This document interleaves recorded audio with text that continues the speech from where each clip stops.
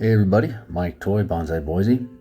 This is going to be a short one, but I got a new tree. It's called a Mimosa Pudica, sensitive plant, according to the tag. I've never had one of these before. They're pretty cool. One unique feature, and it's not going to do it for me here, but it has these really sensitive leaves. And when it's all open like that, most of the time, and you touch it, it closes up. You can see how some of the others are closed. This one's got stage fright. I swear this never happens. But usually you touch it and it closes up, which is kind of cool. I got this little cluster for like $8 or $9 about a week or two ago, and I thought, hey, let's give it a try.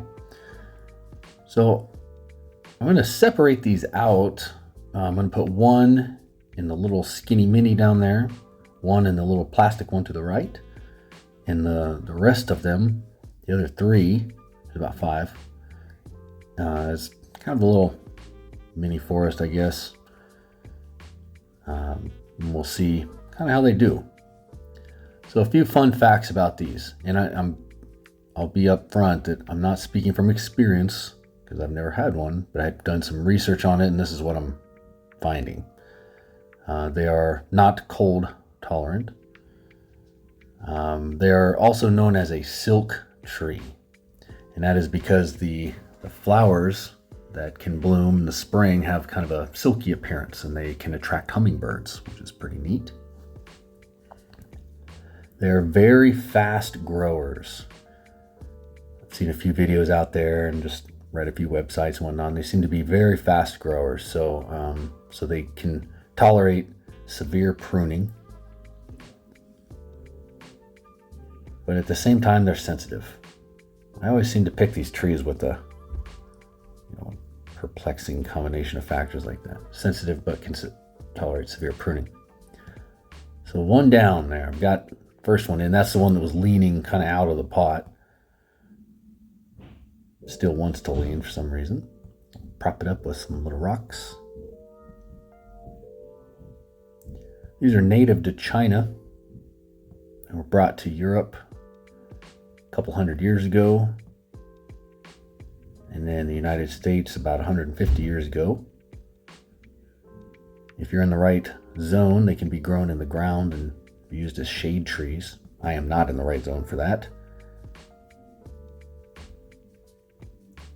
From what I understand, they do not tolerate, I shouldn't say they don't tolerate, but from what I can tell, they don't take well to being wired. The branches are somewhat, I guess, brittle, easily broken, maybe is a better term, kind of softer bark. So they don't really like to be wired. You might be able to get away with it if you did it real slow and steady.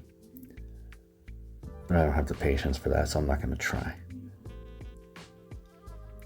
I've also just noticed, before I get away from this spot, if you look, you see there's little thorns on it. I didn't feel any in this process, but I can see them on there. I imagine they'll get bigger as the tree gets bigger. Anyways, something I've noticed from watching some videos is that while they do grow fast, the trunks don't thicken up super fast. I guess proportionately for what you would expect for a fast grower. But that just could be coincidence. Maybe it's not like that for all of them. As you can see, I'm not putting a whole lot of thought into positioning them this way or that way. I'm just kind of getting it generally in the direction I kind of have in mind, and then we'll just let it go for a while. I'll just let it grow. Once it grows bigger and gains a lot of health, then make some decisions then. I don't want to get carried away with decision making on something that's so young and uncertain future. The soil that I'm using here is kind of my normal mix. It's a mixture of perlite, safety absorb, just the stuff you would throw on a garage floor to clean up an oil spill. That. A little bit of pine bark, and I managed to get a little bit of volcanic rock, very small volcanic rock, like 3 millimeter, which is kind of cool. So that's the mix of soil that I'm using. I understand from what I'm reading that they can tolerate a lot of different types of soil, and they can tolerate drought. See a little guy on the left there that I just plopped in there? I'm going to call him Wilbur because he's kind of the runt of the bunch. I put him on the left side, thinking, maybe he'll get some better light there and can kind of bounce back. Then I put the big one right in the middle. Well, thinking about what I was doing, and it kind of crowds him out. So, as if little Wilbur didn't have enough problems in life, I just went and made it worse. So we'll see.